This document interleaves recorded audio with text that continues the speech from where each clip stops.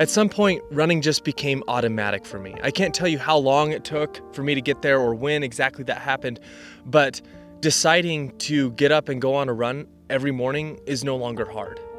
I mean, don't get me wrong, I still push myself to go farther and faster, and that will always be hard.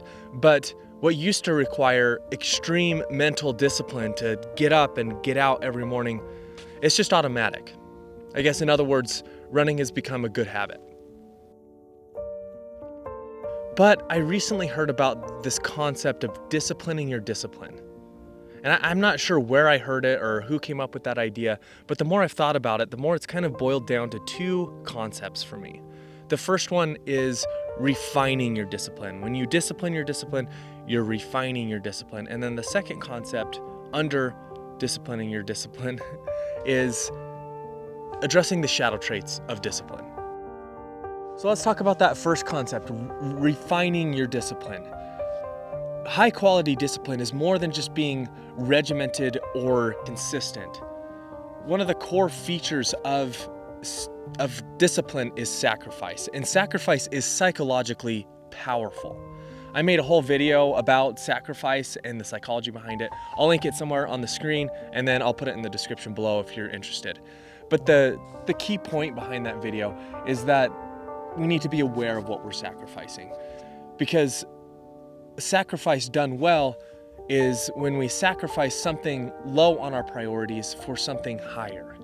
But left unchecked, sacrifice can get a little bit out of hand, where we're sacrificing something high on our priority list for something lower. And one of the key questions you can ask yourself to try and keep that discipline headed in the right direction is to ask yourself why you're doing what you're doing. And to not have a why behind your sacrifice is like a ship without a rudder. You might be going somewhere fast, but you might end up in a place that you never really wanted to be.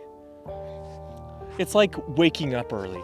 Waking up early can be an amazing discipline if you fill those hours, those new hours, the hours that you now have from waking up early, with purpose. If you wake up early just to doom scroll Instagram, is that actually getting you where you want to go? Is that disciplined action taking you to a place where you really want to end up? And so that's what I'm talking about when we are refining our discipline. It's all about understanding that sacrifice is a noble virtue, and it paves the way for growth and progress.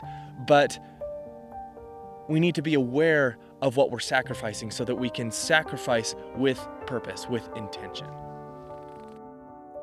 As I mentioned in my last video, discipline can have a shadow side, where discipline really isn't even discipline anymore. It's addiction, or it's your perfectionism masquerading as discipline, or it's a manifestation of your need to control everything. Disciplining your discipline then looks like recognizing these shadow traits and then recalibrating when you find them. And towards the end of my last video, I asked a question. I kind of brought up a concept, but I didn't fully flesh it out, and I kind of wanted to do that right now. I asked, what's more powerful, needing something or voluntarily doing something hard?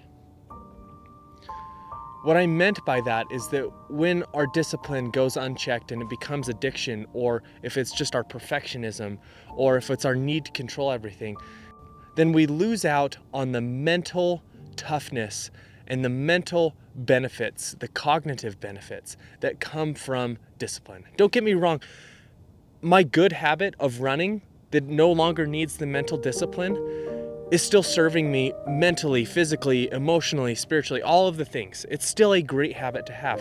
But what I'm trying to say is that when it moves beyond discipline, when it's an addiction or perfectionism or something, then maybe I need to look at something more mentally challenging, whether that's switching up my exercise to include strength training, or whether that's doing something completely different, like learning a new language or a new skill or something like that. I think there is benefit to looking at the shadow side of our discipline and deciding whether or not we're actually getting the full breadth of benefits that we think that we are. I hope that made sense. But I think that's part of disciplining your discipline, is looking at the shadow traits and understanding if your discipline is actually getting you what you want. In my mind, I've even compared it to a relationship. Like, if I need my wife, then it becomes a dependency. I become like a child to a mother rather than a husband to a wife. But if I want her and choose her and consciously choose her every day, then it becomes a powerful commitment and it strengthens the relationship.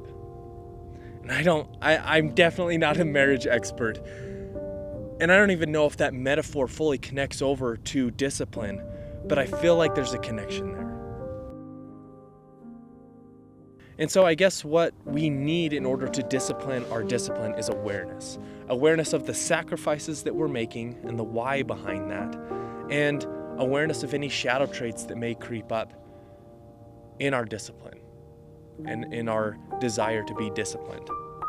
And so I guess the goal of all of this is that so that when we run, we sacrifice only what is necessary and we sacrifice it for what we love most. I hope that was interesting to you. I am definitely not an expert, and I'm just thinking out loud. And I hope that whatever I say gets you to think as well. So if that was interesting or thought-provoking, stick around. I'll catch you in the next video.